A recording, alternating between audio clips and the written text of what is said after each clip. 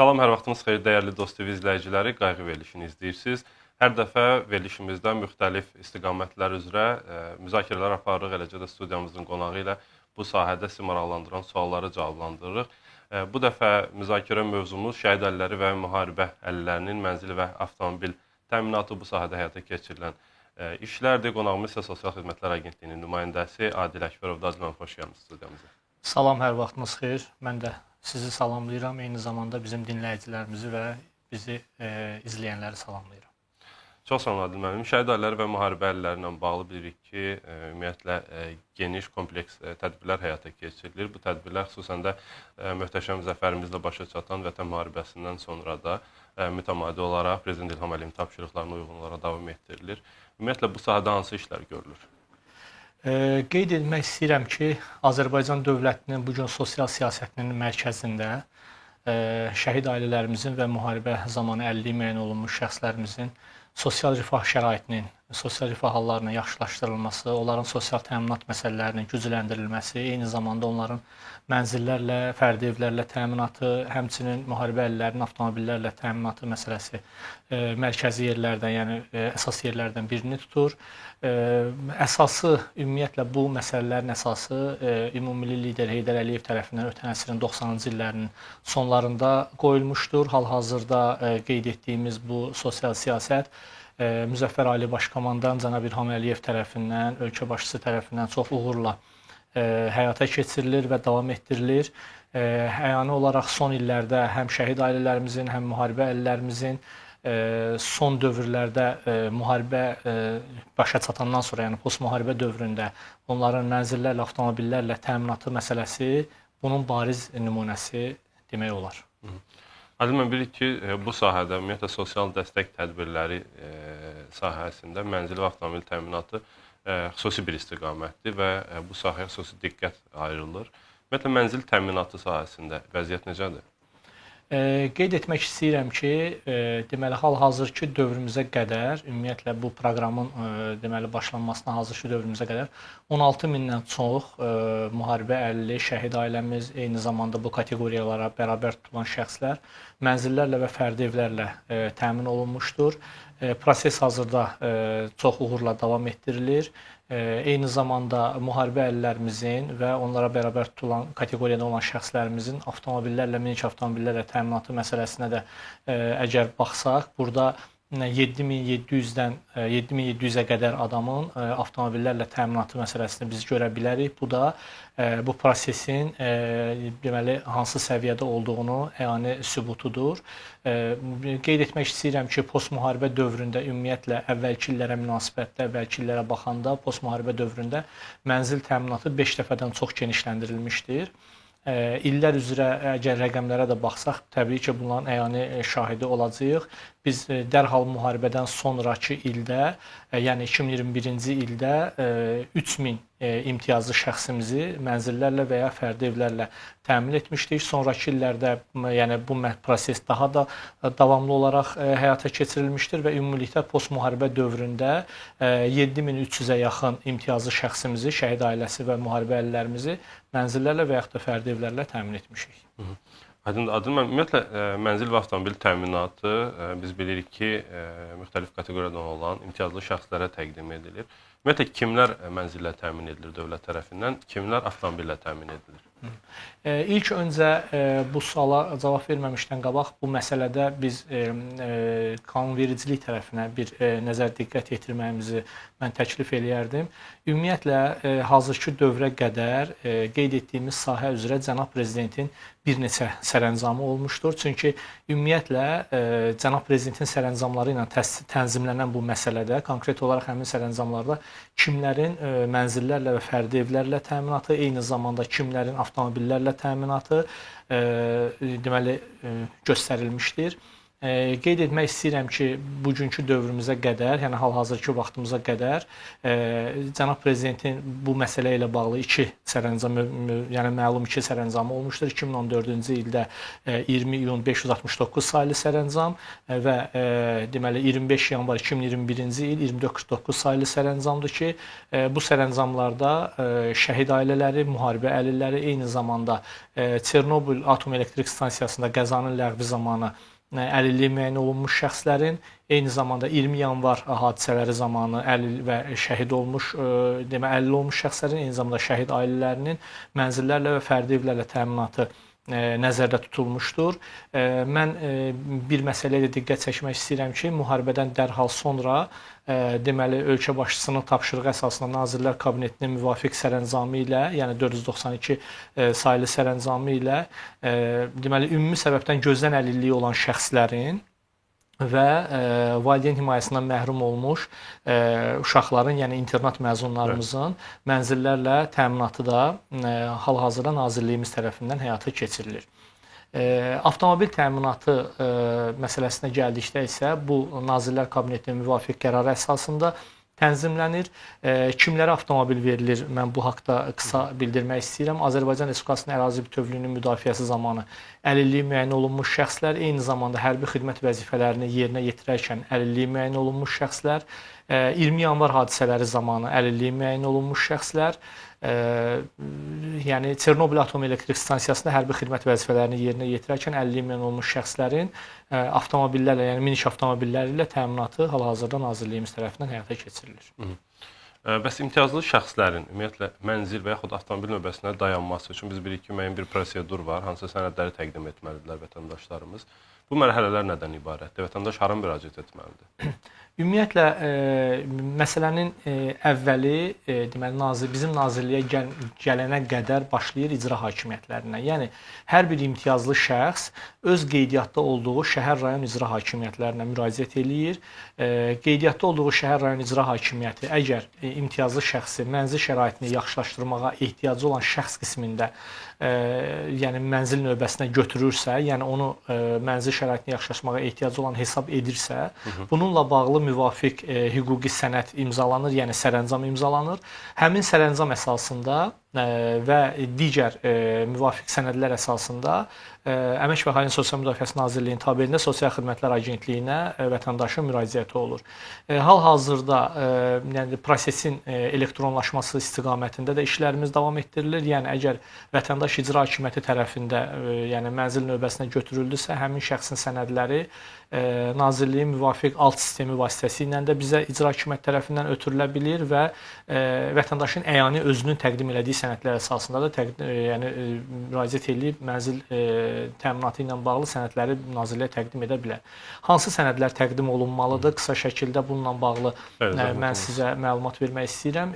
Rayon icra hakimiyyətləri tərəfindən növbəyə götürülən zaman imzalanan sərəncam, yəni başçı tərəfindən, icra hakimiyyətləri başçıları tərəfindən imzalanan sərəncam həmin şəxslərin ailə tərkibinin müəyyən olunması üçün ailə tərkibləri haqqında arayış, yaşayış yerindən və qeydiyyat ünvanlarından arayışlar, eyni zamanda həmin şəxsin mülkiyyətində hər hansı əmlakın olub-olmaması ilə bağlı daşınmaz əmlakın dövlət reyestri xidmətindən arayış, eyni zamanda yerli qeydiyyatda olduğu bələdiyyə orqanından torpaq sahəsinin ayrılıb-ayrılmaması ilə bağlı arayış və müvafiq digər sənədlər. Yəni burada artıq şəxsiyyəti təsdiq edən sənədlərdir. Əgər şəxsiyyəti təsdiq edən sənəd yoxdursa, övladlardırsa, metrikadırsa, doğum haqqında şəhadətnamədirsə, doğum haqqında şəhadətnamələr, əgər nikahın pozulması halları varsa, bu halda məhkəmə qətnamələri, boşanma şəhadətnamələri və buna bənzər digər övladlığa götürmə ilə bağlı əgər sənədlər varsa, sənədlər, bəli. Bu sənədlər, yəni yetər ki, həmin şəxsin biz ailə tərkibini müəyyən eləyə bilək və ailə tərkiblərinin sayına uyğun olaraq otaq sayı müəyyən olunur ki, imtiyazlı şəxslərə Nazirliyimiz tərəfindən təqdim olunsun. Və qeyd etdiyiniz kimi bu sənədlər o elektronlaşma prosesi tam bitdikdən sonra isə daha rahat təqdim olunacaq. Bəli, daha rahat təqdim olunacaq. Hal-hazırda da yəni müraciət eləmək mümkündür. İcra hakimiyyətləri bunları bizə göndərirlər, amma daha da hal-hazırda təkmilləşmə işləri davam etdirilir tərəfimizdən. Eyni zamanda avtomobillərlə bağlı müraciətə gəldikdə isə imtiyazlı şəxs yuxarıda qeyd etdiyimiz, yəni əvvəldə qeyd etdiyimiz imtiyazlı şəxslər ilk öncə Nazirliyin tabeliyinə Dövlət Tibbi Sosial Ekspertiza və Reabilitasiya Agentliyinə müvafiq olaraq müraciət edirlər və əgər qeyd etdiyimiz agentlik tərəfindən həmin şəxsin avtomobilə ehtiyacı olan qismində tibbi rəyi, müsbət tibbi rəyi olarsa, birbaşa bizim elektron alt sistem vasitəsilə bizə ötürülür həmin məlumatlar Dövlət Tibbi Sosial Ekspertiza Reabilitasiya Agentliyi tərəfindən və bizdə növbəlliyə qəbul olunurlar. Avtomobil növbəlliyinə qəbul olunurlar və avtomobillər də alındıqca növbəllik qaydasında biz avtomobilləri növbədə olan imtiyazlı şəxslərə təqdim edirik. Mən bildiyimə görə avtomobil təminatında növbədə elə də çox vətəndaşımız qalmıyor. Çünki daha geridə qoyduğumuz dövrdə bu proses yekunlaşmışdı. Tamamilə doğru deyirsiniz. Ötən illər ərzində növbədə olanların hamısı demək olar ki, avtomobillərlə təmin olundu. Çox az sayda növbədə olan şəxsimiz var ki, düşünürəm ki, qısa müddət ərzində onların da avtomobillərlə təminatı məsələsini həyata keçirə biləcəyik. Adil müəllim, yəqin ki, siz də iş prosesində tez-tez rastlaşırsınız növbənin ötürülməsi məsələsinə. Məsələn, mənzil növbəsində dayanan bir vətəndaş vəfat etdikdə onun növbəsi ailə üzvünə və yaxud da digər şəxsə ötürülə bilirmi? Ümumiyyətlə, bu proses necə həyata keçirilir? Bəli, bununla bağlı müraciətlər çoxdur, düz qeyd edirsiniz. Bu sahədə, yəni bu qeyd etdiyimiz məsələ də yəni müvafiq hüquqi aktlarla tənzimlənir. Həm əlilliyi olan şəxslərə münasibətdə, həm şəhid ailələrinə olan münasibətdə. Deməli, 2024-cü şəhid ailələrimizdən başlasaq, 2024-cü ildə Nazirlər Kabinetinin 20 noyabrda müvafiq bununla bağlı qərarı oldu. Şəhid ailə üzvü vəfat edərsə, onun mənzil növbəsinin digər ailə üzvünə ötürülməsi ilə bağlı. Burada mən qeyd etmək istəyirəm ki, şəhid ailə üzvü kimlər şəhid ailə üzvü hesab olunurlar məsələsini bir balaca məsələyə aydınlıq gətirmək lazımdır. Bu məsələ tənzimlənir 1994-cü ildə Nazirlər Kabinetinin müvafiq qərara əsasında. Həmin qərarda kimlər ümumiyyətlə şəhid ailə üzvü, yəni şəhid ailəsi statusu daşıyırlar, mən onu qeyd etmək istəyirəm. Şəhidin ata və anası, şəhidin həyat yoldaşı, şəhidin övladları 18 yaşına qədər, şəhidin əgər övladları ali təhsil alırlarsa, bu 23 yaşa qədər davam edə bilir və şəhidin 18 yaşına qədər əgər əlilliyi müəyyən olunmuş övladı varsa, deməli sona qədər, yəni ömrün sonuna qədər həmin şəxs də şəhid ailəsi statusu daşıyır və mənzil növbəlliyinin ötürülməsi zamanı bu qaydalar əsas götürülür. Çünki şəhid ailə üzvü kim ki növbəyə götürülüb, statusu olan şəxs növbəyə götürülüb, onunla birlikdə yuxarıda qeyd etdiyimiz, yəni bundan əvvəl qeyd etdiyimiz şəxslərdən kimlər varsa ailə üzvü olaraq, o şəxslərə ötürülə bilər. Yəni əsas odur ki, onların şəhid ailə üzvü statusları olsun. Bəzən bizə müraciətlər olur. Məsəl üçün şəhidin ata-anası mənzil növbəsində olur, amma vəfat eləmiş olur.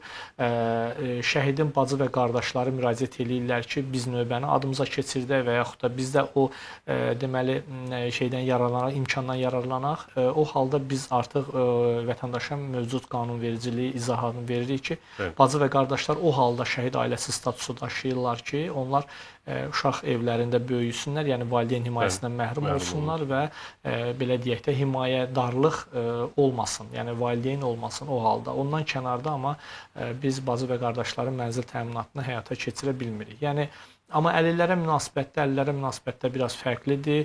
Daha doğrusu belə bir fərq yoxdur. Onlarda məsələ necədir? Əlillə bir yerdə ailə üzvü kimi növbəyə götürülən həyat yoldaşı, övladları müraciət edərək müvafiq icra hakimiyyəti orqanı tərəfindən və müəyyən olunmuş müddət ərzində 3 ay müddət var. Əgər vəfat edəndən 3 ay ərzində müraciət edib yerli icra hakimiyyəti orqanında mənzil növbəliyini adına keçirdə bilər.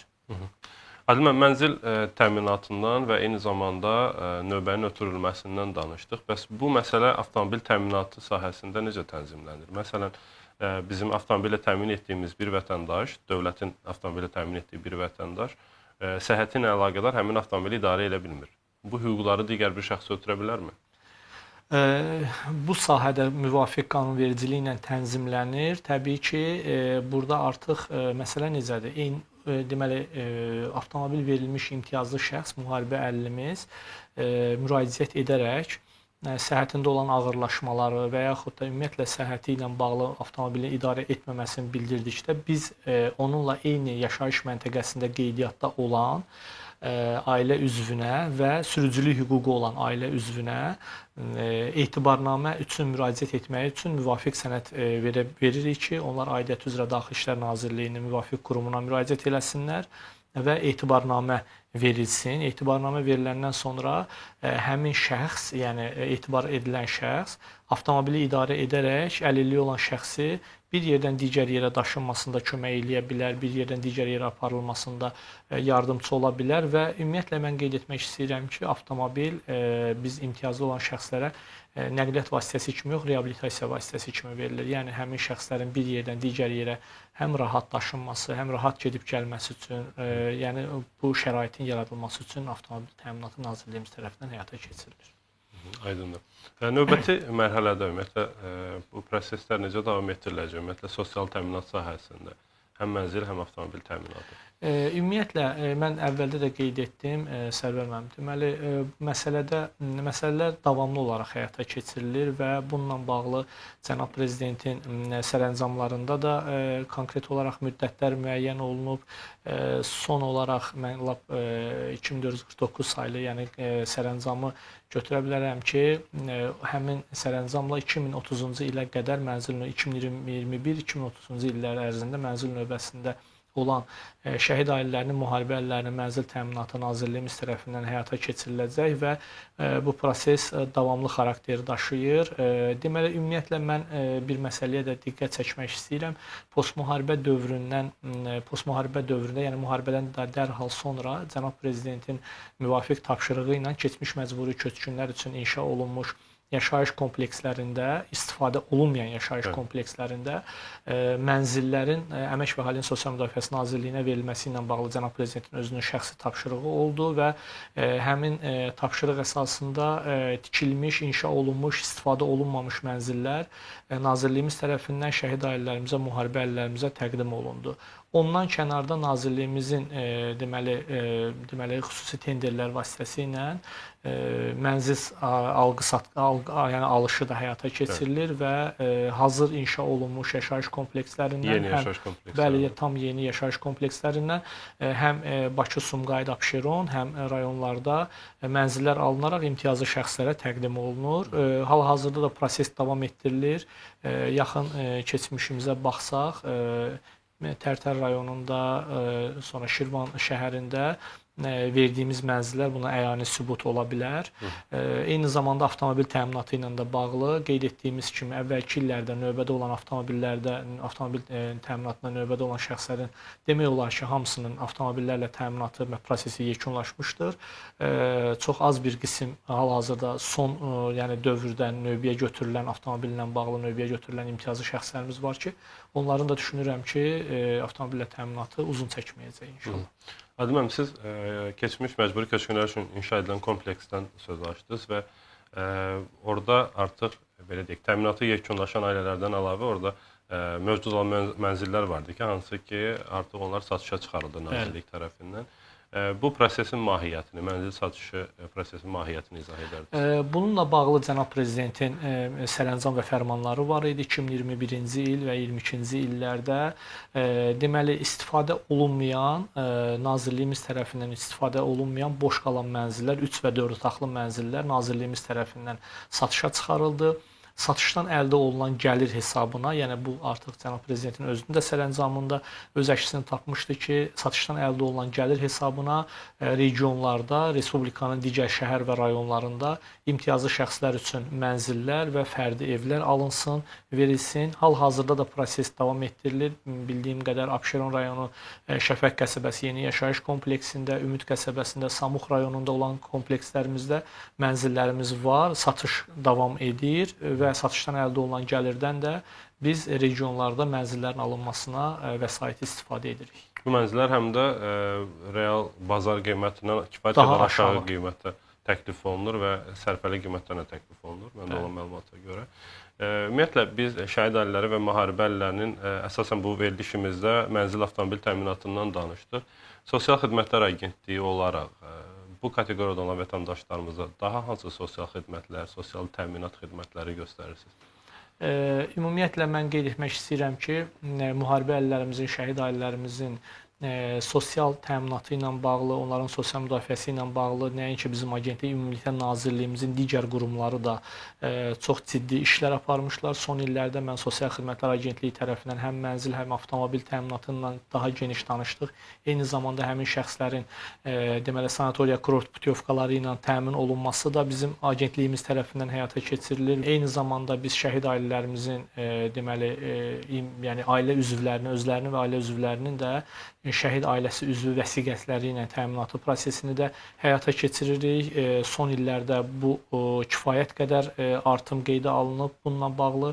Eyni zamanda müharibədən dərhal sonra həm şəhid ailələrinin, eyni zamanda müharibədən çıxmış, müharibə iştirakçısı olmuş şəxslərin, eyni zamanda onların ailə üzvlərinin də yəni psixoloq dəstəyi, Sosial-psixoloji dəstəyi. Bəli, sosial-psixoloji dəstəyi də agentliyimiz tərəfindən həyata keçirilmişdir və proses hal-hazırda da davamlı olaraq həyata keçirilir agentliyimiz tərəfindən. Adil müəllim, çox sağ olun. Bugün studiyamıza gəldiniz, vaxt ayırdınız, suallarımızı cavablandırdınız və əminəm ki, izləyicilərimiz üçün də kifayət qədər açıqlayıcı bir məlumatlar təqdim etdiniz. Bax belə, dəyərli dost TV izləyiciləri, qayğı verilişinin bu dəfəki buraxılışı şəhid ailələri və müharibə ailələrinin mənzil və avtomobil təminatına həsr olunmuşdu. Bu sahədə hansı işlər görülür, dövlət tərəfindən həyata keçirilən sosial dəstək tədbirlərindən danışdıq. Növbəti verilişlərdə görüşmək ümidi ilə sağ olun.